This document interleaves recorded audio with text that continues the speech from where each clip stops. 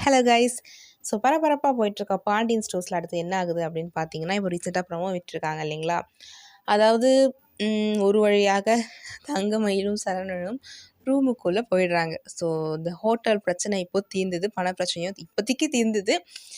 அது எப்பயாவது பெருசாக பாம் மாதிரி வெடிக்கும்.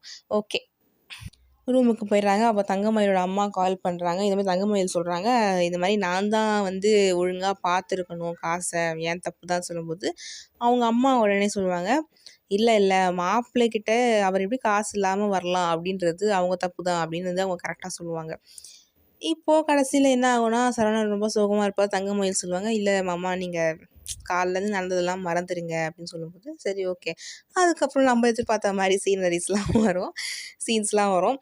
அவங்க ஜாலியாக ஃபோட்டோ எடுக்கிறது அதெல்லாம் வரும். So let's enjoy the scenes, அவ்வளோதான். ஓகே கைஸ், உங்கள் கருத்து என்னன்னு கமெண்ட் செக்ஷனில் சொல்லுங்கள். லெட்ஸ் சி என்ன நடக்குதுன்னு பார்ப்போம். கடைசியில் அந்த உண்மை எப்போ தெரிய வருது அவங்க அப்பாவுக்கு, அப்போ என்ன அவர் ரியாக்ட் பண்ணுறாரு, லெட்ஸ் சி என்ன நடக்குதுன்னு.